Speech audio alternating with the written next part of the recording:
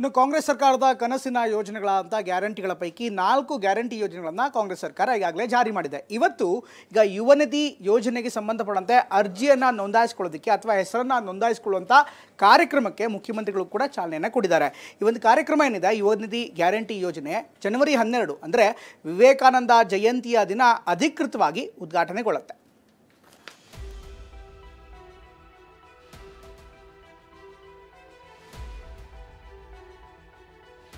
ಯುವ ನಿಧಿ ಕಾರ್ಯಕ್ರಮಕ್ಕೆ ಚಾಲನೆಯನ್ನ ಕೊಡ್ತಾ ಇದ್ದೇವೆ.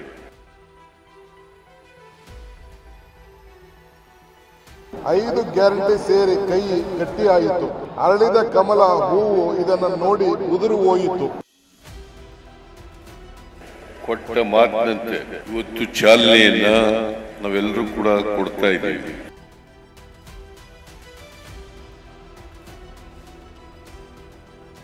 ಯುವ ನಿಧಿ ಕಾಂಗ್ರೆಸ್ ಚುನಾವಣೆಯಲ್ಲಿ ಘೋಷಿಸಿದ್ದ 5 ಗ್ಯಾರಂಟಿಗಳಲ್ಲಿ 4 ಗ್ಯಾರಂಟಿಗಳನ್ನ ಜಾರಿಗೆ ತಂದಿತ್ತು.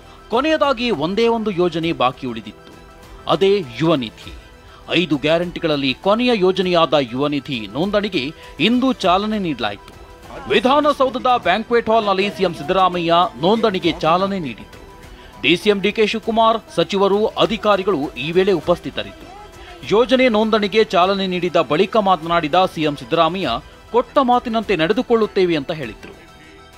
ಇವತ್ತು ನಮ್ಮ 5ನೇ ಗ್ಯಾರಂಟಿಯಾದಂತ ಯುವ ನಿಧಿ ಕಾರ್ಯಕ್ರಮಕ್ಕೆ ಚಾಲನೆಯನ್ನ ಕೊಡ್ತಾ ಇದ್ದೇವೆ. ನಾವೇನು ಜನರಿಗೆ ಮಾತು ಕೊಟ್ಟಿದ್ದೋ 5ನೇ ಗ್ಯಾರಂಟಿ ಯುವ ನಿಧಿ ಕಾರ್ಯಕ್ರಮ 2024 ಜನವರಿನಲ್ಲಿ ಪ್ರಾರಂಭ ಆಗ್ತದೆ ಅಂತ ಕೊಟ್ಟ ಮಾತಿನಂತೆ ಇವತ್ತು ಚಾಲನೆಯನ್ನ ನಾವೆಲ್ಲರೂ ಕೂಡ ಕೊಡ್ತಾ ಇದ್ದೀವಿ. ಜನವರಿ 12 ಸ್ವಾಮಿ ವಿವೇಕಾನಂದರ ಜನ್ಮದಿನದಂದು ಶಿವಮೊಗ್ಗದಲ್ಲಿ ಯೋಜನೆಗೆ ಅಧಿಕೃತ ಚಾಲನೆ ಸಿಗಲಿದೆ. ಅಂದು ನಿರುದ್ಯೋಗಿ ಯುವಕರ ಖಾತೆಗೆ ನೇರವಾಗಿ ಹಣ ಜಮೆಯಾಗಲಿದೆ. ಯುವ ನಿಧಿ ಯುವ ಜನತೆಯ ಉಜ್ವಲ ಭವಿಷ್ಯಕ್ಕಾಗಿ ಎಂಬ ಶೀರ್ಷಿಕೆಯಡಿ ಕಾರ್ಯಕ್ರಮ ನಡೆದಿದ್ದು, ಲೋಕಸಭೆ ಚುನಾವಣೆ ಹೊಸ್ತಿಲಲ್ಲಿ 5ನೇ ಗ್ಯಾರಂಟಿ ಚಾಲನೆ ಕೊಡುವ ಮೂಲಕ ಕಾಂಗ್ರೆಸ್ ಯುವ ಮತಗಳ ಮೇಲೆ ಕಣ್ಣಿಟ್ಟಿದೆ ಅಂತಾನೆ ಹೇಳಲಾಗ್ತಿದೆ.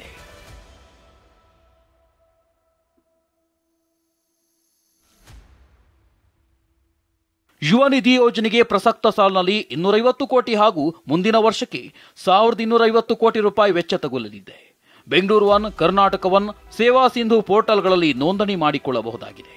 ಹಾಗಾದರೆ ಯುವ ನಿಧಿಗೆ ಬೇಕಾದ ಅರ್ಹತೆಗಳು ಏನು ಅಂತ ನೋಡೋದಾದ್ರೆ,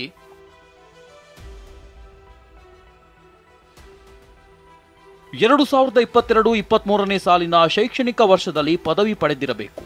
ಈ ಶೈಕ್ಷಣಿಕ ವರ್ಷದಲ್ಲಿ ಪದವಿ ಪಡೆದು 6 ತಿಂಗಳು ಪೂರೈಸಿರಬೇಕು. ಉನ್ನತ ಶಿಕ್ಷಣ ವ್ಯಾಸಂಗಕ್ಕೆ ಸೇರದಿರೋರು ಅರ್ಜಿ ಸಲ್ಲಿಸಬಹುದು. ಯಾವುದೇ ಉದ್ಯೋಗಕ್ಕೆ ಸೇರದೇ ಇರುವವರು ಅರ್ಹರಾಗುತ್ತಾರೆ. ಪದವಿ ಮತ್ತು ಡಿಪ್ಲೊಮಾ ತೇರ್ಗಡೆ ಆದವರಿಗೆ ಮಾತ್ರ ಯುವ ನಿಧಿ ಪಡೆಯುವ ಅವಕಾಶ ಸಿಗಲಿದೆ.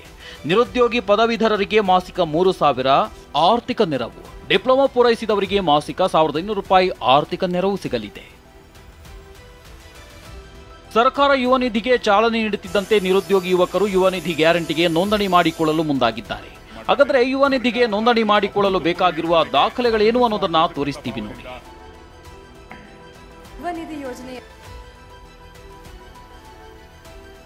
ಯುವ ನಿಧಿಗೆ ಅರ್ಜಿ ಸಲ್ಲಿಸಲು ಕರ್ನಾಟಕದವರಿಗೆ ಮಾತ್ರ ಅವಕಾಶ ಇದೆ. ಹೀಗಾಗಿ ಕರ್ನಾಟಕದ ನಿವಾಸಿಯಾಗಿರುವ ಬಗ್ಗೆ ಸೂಕ್ತ ದಾಖಲೆಗಳಿರಬೇಕು. SSLC, ದ್ವಿತೀಯ PUC, ಪದವಿ ಅಂಕಪಟ್ಟಿ, ಆಧಾರ್ ಕಾರ್ಡ್ ಇರಲೇಬೇಕು. ಅನ್ವಯಿಸಿದಲ್ಲಿ ಜಾತಿ ಪ್ರಮಾಣ ಪತ್ರ, ಬ್ಯಾಂಕ್ ಖಾತೆಯ ವಿವರ ಸಲ್ಲಿಸಬೇಕು. ಆದಾಯ ಪ್ರಮಾಣ ಪತ್ರ ಒಳಗೊಂಡಿರೋ ಸ್ವಯಂ ಘೋಷಣಾ ಪ್ರತಿಯನ್ನ ನೀಡಬೇಕು. ಈ ದಾಖಲೆಗಳನ್ನು ಸಲ್ಲಿಸಿದ್ರೆ ಮಾತ್ರ ಯುವ ನಿಧಿ ಯೋಜನೆಗೆ ಅರ್ಹರಾಗಲಿದ್ದಾರೆ. ಬೆಂಗಳೂರು ಒನ್, ಕರ್ನಾಟಕ ಒನ್ನಲ್ಲಿ ಅರ್ಜಿ ಸಲ್ಲಿಸಲು ಅವಕಾಶವಿದೆ. ಸೇವಾ ಸಿಂಧು ಪೋರ್ಟಲ್ನಲ್ಲೂ ಯುವ ನಿಧಿಗೆ ಅರ್ಜಿ ಸಲ್ಲಿಸಬಹುದಾಗಿದೆ.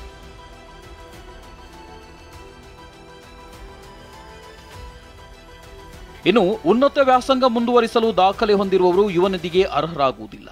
ಅಪರೆಂಟಿಸ್ ವೇತನ ಪಡೆಯುತ್ತಿರೋರು ಯೋಜನೆಗೆ ಅರ್ಹರಾಗಲ್ಲ. ಸರ್ಕಾರಿ ಅಥವಾ ಖಾಸಗಿ ವಲಯದಲ್ಲಿ ಉದ್ಯೋಗ ಪಡೆದವರು, ಬ್ಯಾಂಕ್ಗಳಲ್ಲಿ ಸಾಲ ಪಡೆದು ಸ್ವಯಂ ಉದ್ಯೋಗ ಮಾಡುತ್ತಿರೋರಿಗೆ ಯುವ ನಿಧಿಯ ಗ್ಯಾರಂಟಿ ಯೋಜನೆಯ ಫಲಾನುಭವಿಗಳಾಗಲು ಸಾಧ್ಯವಿಲ್ಲ. ಯುವಕರು ನೋಂದಣಿ ಮಾಡಿಕೊಂಡ 2 ವರ್ಷದವರೆಗೆ ಹಣವನ್ನು ನೀಡಲಾಗುತ್ತೆ. ಅದರಷ್ಟರೊಳಗೆ ಫಲಾನುಭವಿಗೆ ಕೆಲಸ ಸಿಕ್ಕರೆ ಹಣ ನೀಡುವುದನ್ನು ನಿಲ್ಲಿಸಲಾಗುತ್ತೆ. ಇದಕ್ಕಾಗಿ ಪ್ರತಿ ತಿಂಗಳು ಫಲಾನುಭವಿಗೆ ತನಗೆ ಕೆಲಸ ಸಿಕ್ಕಿಲ್ಲ ಎಂಬುದನ್ನು ಸ್ವಯಂ ದೃಢೀಕರಣ ಮಾಡಬೇಕಿದೆ. ಪ್ರತಿ ತಿಂಗಳು ಸ್ವಯಂ ದೃಢೀಕರಣ ಪತ್ರ ಸಲ್ಲಿಸಬೇಕಾಗುತ್ತೆ.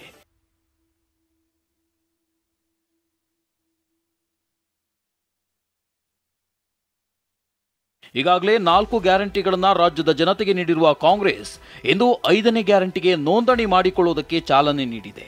ಲೋಕಸಭೆ ಚುನಾವಣೆ ಹೊಸ್ತಿಲಲ್ಲಿ ಯುವ ಸಮುದಾಯಕ್ಕೆ 5ನೇ ಗ್ಯಾರಂಟಿ ಮಿಠಾಯಿ ನೀಡುತ್ತಿದ್ದು ಮತಬೇಟೆಯ ಲೆಕ್ಕಾಚಾರವೂ ಅಡಗಿದೆ.